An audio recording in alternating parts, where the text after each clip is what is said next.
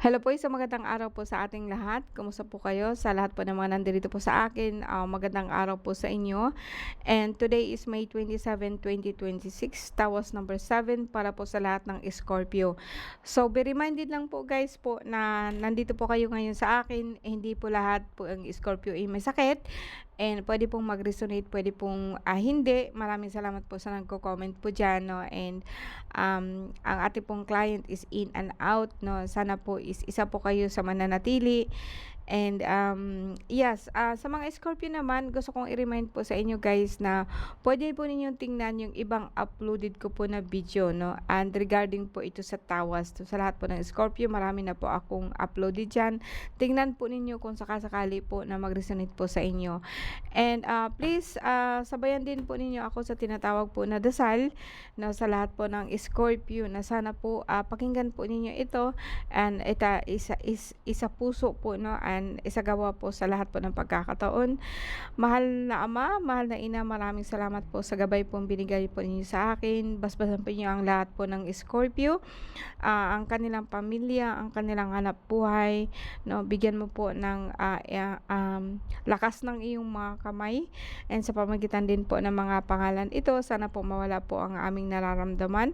Cristate misum Christi Pater Salvame, Cristate misum Christi Pater Salvame, Cristate misum Christi Pater Salvame, Paternum Deum Christum Solumi, Cristatem Christum Igosum, Jesus Nazareno, Redilius Dom Christum, Di Prunos Sotrostrom, Om Omini Salvame, Salvame, Om Salve Igosum. So, rebuiltar itastaris, maluwas Igosum.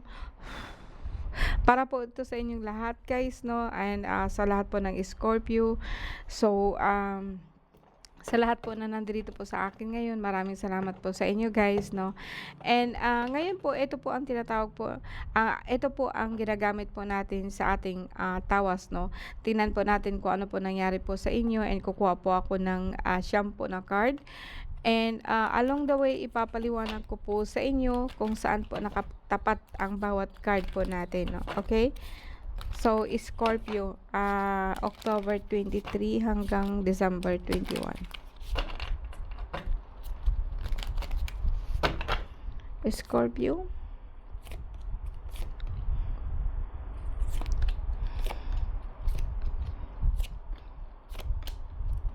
Busy ngayon ang Scorpio, no.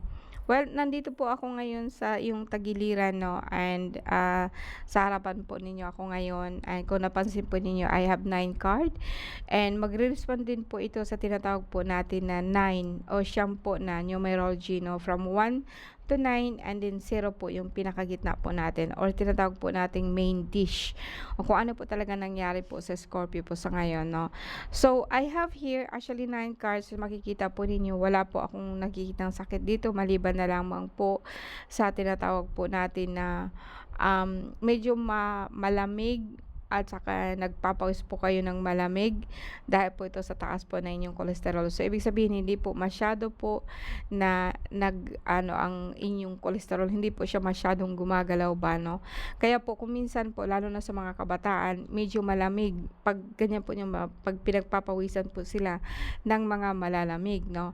And kung aalisin ko po yan, ito po yung tinatawag natin na 4 na elemento. Ibig sabihin natin dito, labas po ito sa ating katawan. And ito po ang main po na psyche po ng isang Scorpio sa ngayon, no. Ito po yung tinatawag po natin na the conscious mind, no. Ang conscious mind po ng isang Scorpio ngayon is very busy, no. Busy po ikaw, meron po talaga ikaw wino-workout sa isip mo, gusto mong matapos to, gusto mong gawin to, no. And sa iyong subconscious naman po is Page of Bezel. So, ikaw po itong tao na maraming gustong marating. Actually, parehas po silang positive, lalo na po kung saan po sila nakalagay, no. And ito actually, itong mga to is tumutulong ito sa lahat ng gusto mong mangyari. And hindi ko po masasabi po na nagiging sagabal po sila, kundi nagiging gabay mo po sila lagi, no. And sa ngayon lang, Scorpio, parang may nakikita po ako na medyo apektado po ang iyong katawan. So, ang the world, no, ang iyong pinakakatawan po natin dito, yung tinatawag po nating lakas, ito ang tinatawag natin na sinukuan or sabi natin the tree of life, no? And makikita ko dito na ang tree of life ninyo is apektado po siya dahil po sa tinatawag po natin na taas po ng cholesterol. Pero hindi po siya ganun kagrabe guys, no? Kung titingnan ko dito, no, hindi masyadong actually isa, dalawa, tatlo, apat, parehas lang po or limang tinatawag po natin na major arcana po itong card po ninyo, no? And itong usually dito and pa-cross po dyan. Pero lahat po kasi siya, the first one is the wanderer or the zero. Yung tinatawag po natin na very confident ka, no? And the great bear, although sabihin po natin na meron kang inaabangan or hindi ka po makakaalis kung saan mo gustong pumunta. But then, ang katawan mo nandyan nga, hindi naman po siya nakakaano, pero hindi po nakakaalis yung katawan mo kasi sabi ko nga sa iyo is parang very busy ka. Pero yung mind mo actually is lumilipad siya, no? Lumilipad siya papunta saan, no? Papunta po doon sa kung anong gusto mong mangyari.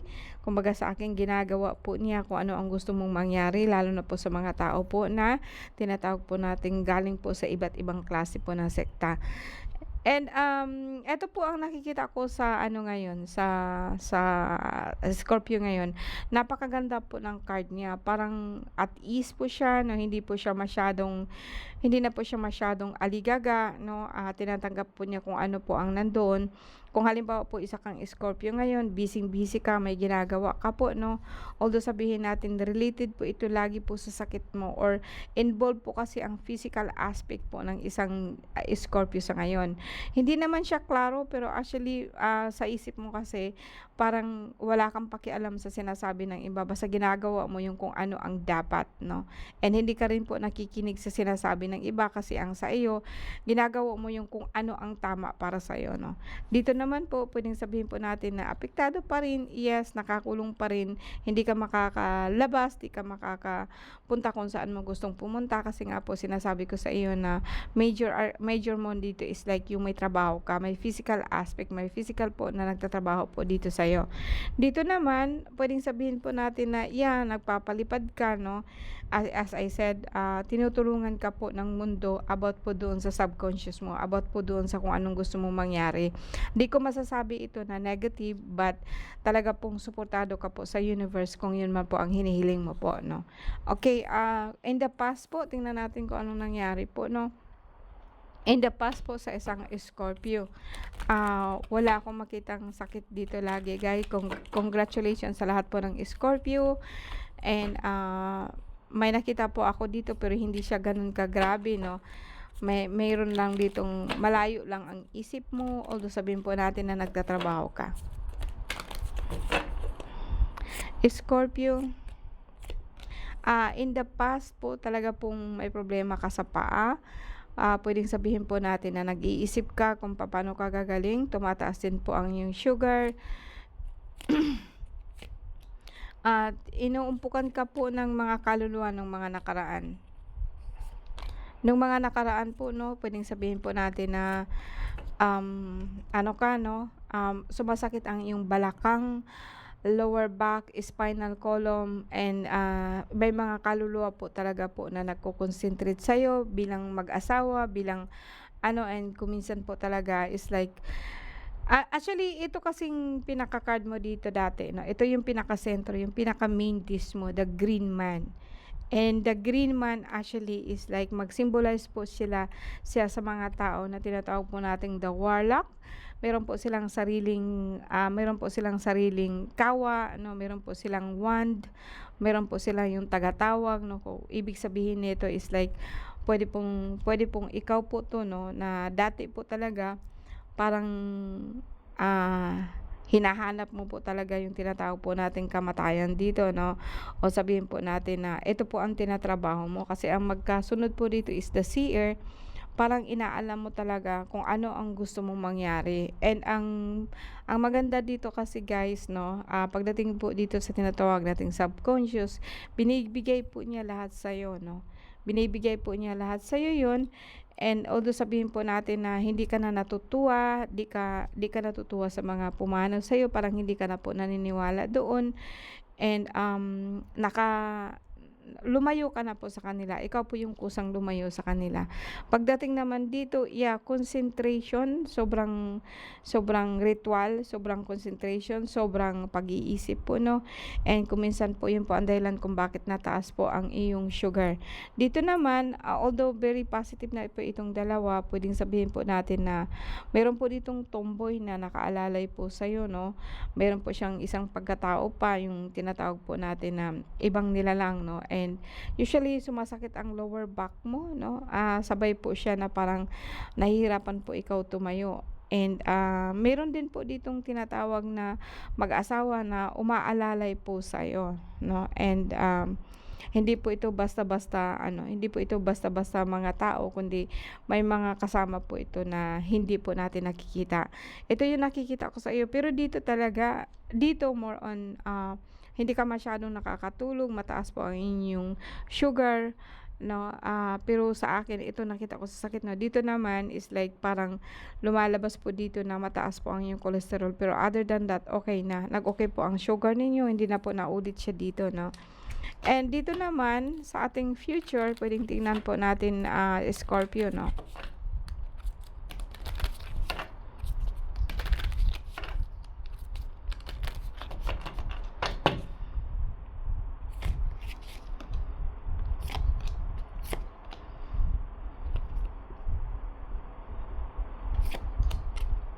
Ang Scorpio natin, okay, may lumabas dito, 'no, baka importanteng importante 'to.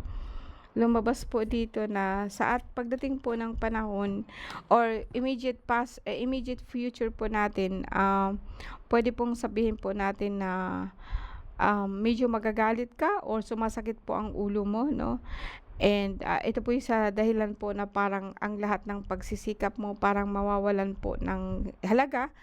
And nandiyan na po yung parang kukulangin ka po pagdating po sa budget, 'no. Hindi mo naman dapat itong ikakagalit ano, kasi dito kasi although sabihin natin may ginagawa ka, supported ka po ng universe mo. Actually, I am saying po na nagtatrabaho ka, but I am not saying po na nagtatrabaho pa ka para magkaroon po ng pera. Dito po kasi is just like eto po ang problema mo in the future, parang pag yung kaluluwa po kasi, magko-cause po ito ng pagbaba po ng iyong pulang dugo or lakas, 'no. Ito po ang dahilan kung bakit yung kalahati po ng katawan mo medyo manghihina po siya, no. And dito naman in the future mo, well, sabihin ko sa iyo na, actually, Scorpio, yung past mo and then yung kasalukuyan mo kasi busy ka, and then in the future mo parang babalik po sa iyo yung lahat ng nararamdaman mo. Lalong-lalo na po pagdating po dito sa tinatawag po natin na, mga taong lipod o tinatawag po natin na mga tao po na hindi nakikita, iba't ibang klase po ng nilalang. May nakita po ako dito na parang ano ba, magpapagamot ka sana pero kukulangin ka po sa budget pagdating po dito, like lalo na sa tuhod mo, 'no, sumasakit po talaga siya at nagbaba po ang iyong pulang dugo. So sa akin po guys, 'no, kasi itong dito at saka magkabila po siya is parang parehas lang po, 'no, and sa kasalukuyan lang po parang hindi mo siya nararamdaman kasi busy ka.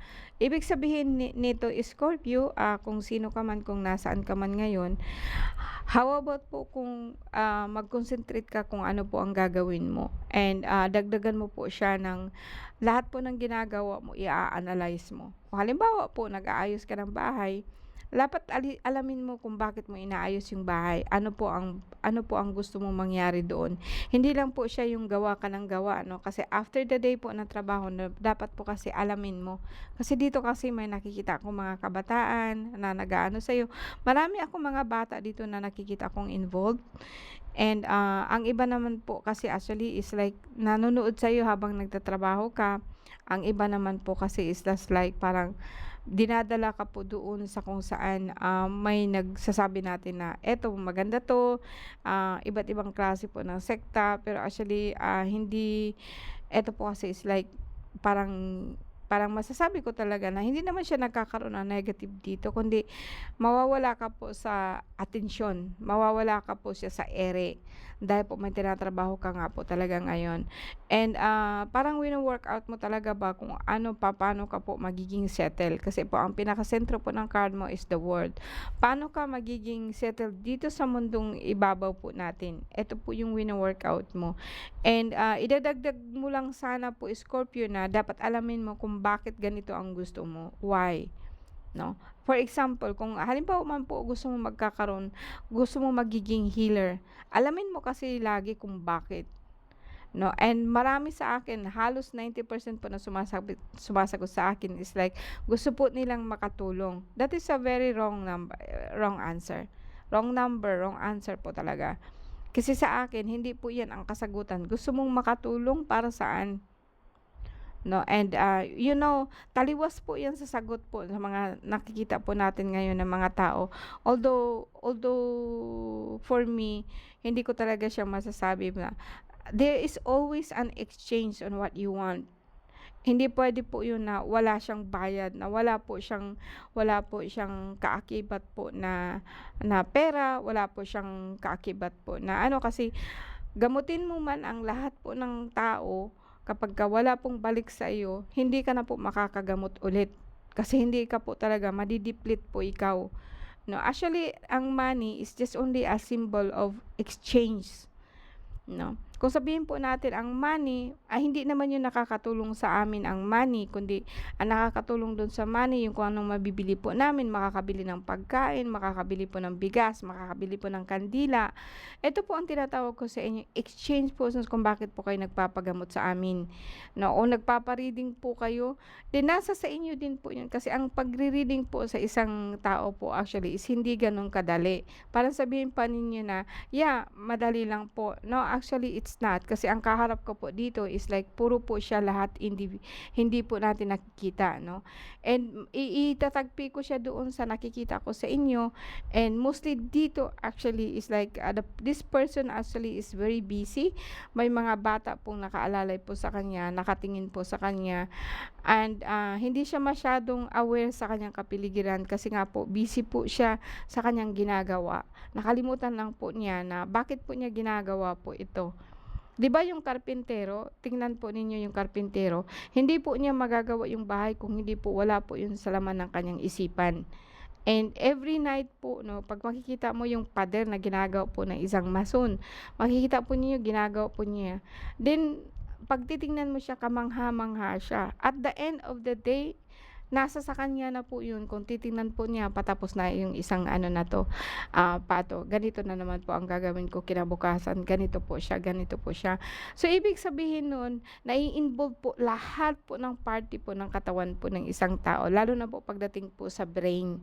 Kasi po ang brain po kasi natin, either way, ito ang magbibigay sa iyo ng problema and ang hindi mo alam. For example po, 'no, kung ang isang karpintero, magaling po siyang karpintero, pero kung hindi po niya iniisip yung lahat po ng trabaho niya, mawawalan po yun ng saysay. And then hindi niya alam na papasukin na po yung ng ibang tao po yung kanyang mind, at tas bibigyan po siya ng problema.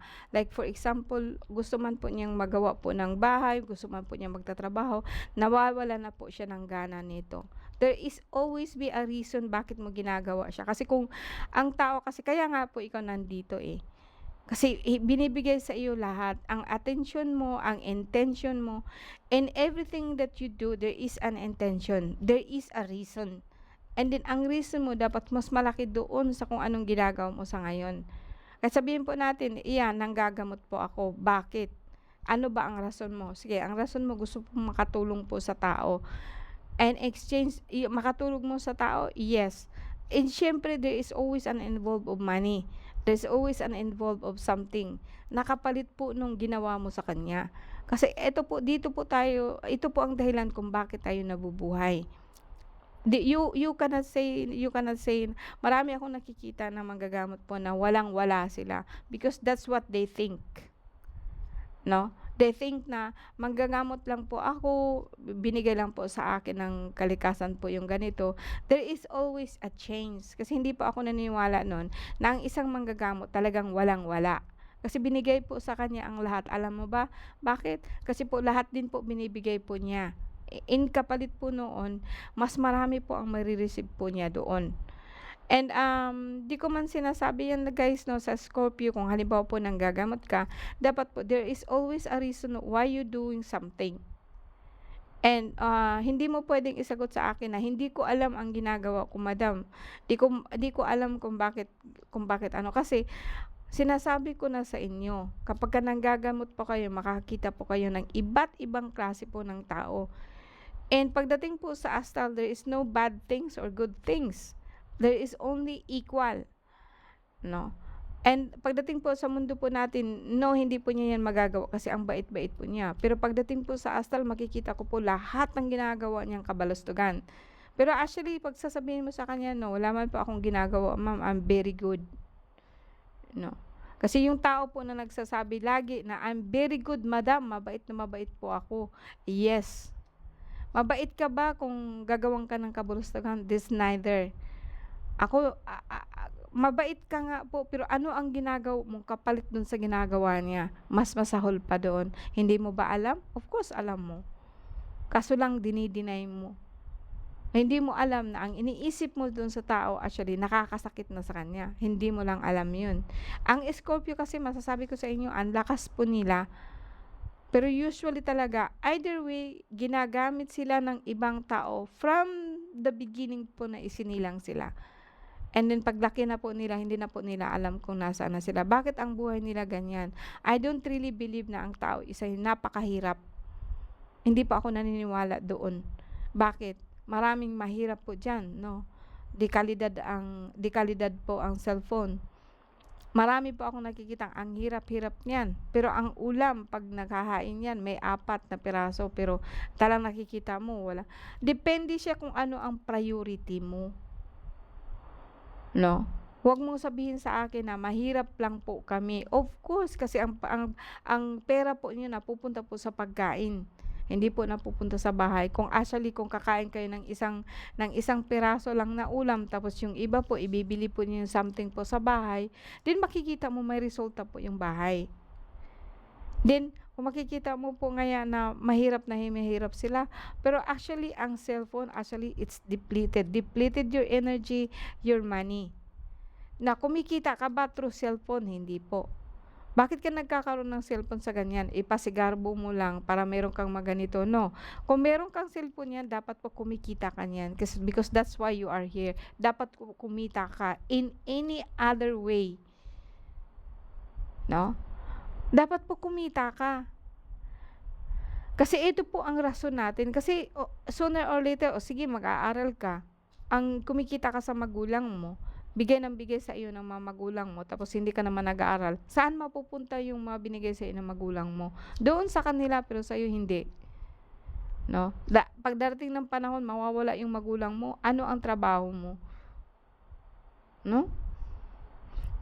So kung ang lahat ng binibigay ng magulang mo, ginagawa mo, kaya nga sabi ko sa iyo, ang pag-aaral mo, actually, it's the gift na hindi kayang nakawin po ng ibang tao. Kasi yung pinag-aralan mo, doon ka matututo.